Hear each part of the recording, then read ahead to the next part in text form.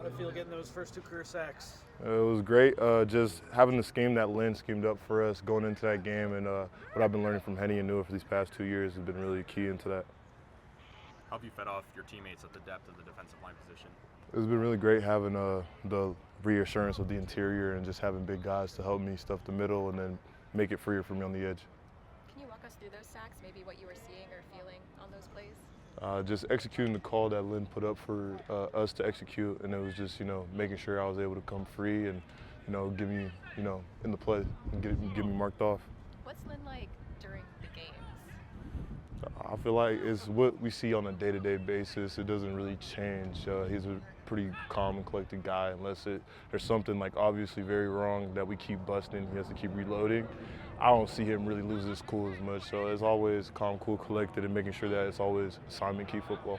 How does it help to have kind of that steady presence on the sidelines all the time? It's pretty cool because the DBs are right next to us, and linebackers are also right there too. So he's always talking to us in between plays, making sure the defense is always getting called up, and making sure whatever changes that we need to make, adjustments that are like being brought up during the game, are getting handled right then and there.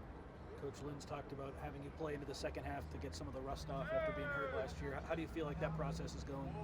It's been pretty fun. I just like how much he's been adding new stuff to free up the whole D-line. What do you make of this quarterback you guys are facing this week? What stands out? I feel like he is a good runner, gets out of the pocket a lot. They do a lot of screen games.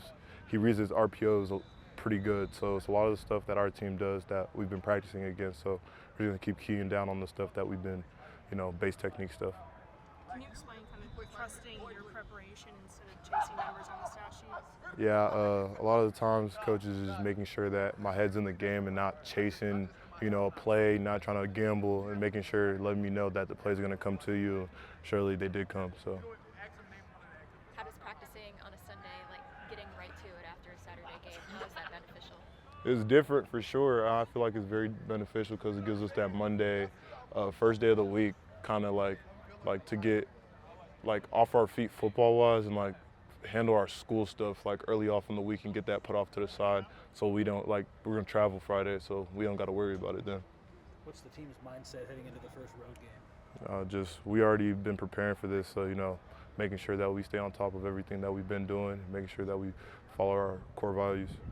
Do you have any special routine or preparations you do for road games, because there's a lot of travel involved in the Big Ten? Nah, just being around the guys is as much preparation I need to be.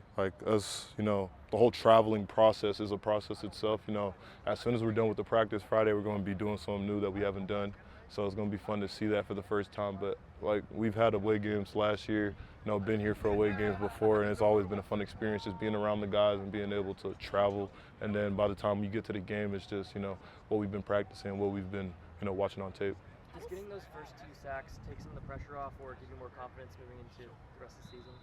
It helps me trust the playbook a little bit more, even more than I have, and just buy into just trusting in the process of knowing that the plays are going to come to me and I don't have to chase anything.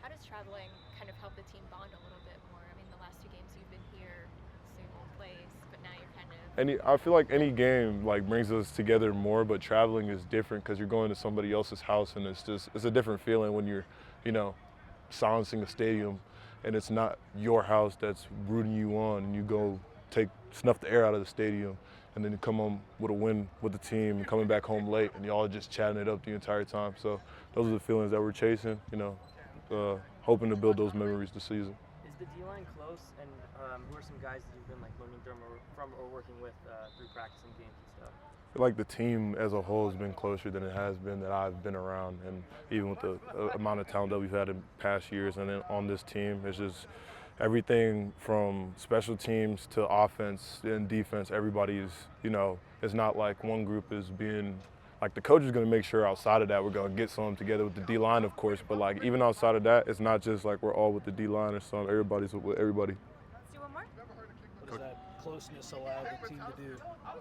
It allows us to play more free and piggyback off our brother. If we know what he's fighting for, it helps us go harder for him a little bit more, give you that extra drive. And somebody you caring about right next to you, you spent that time extra off the field to get to know him a little bit more.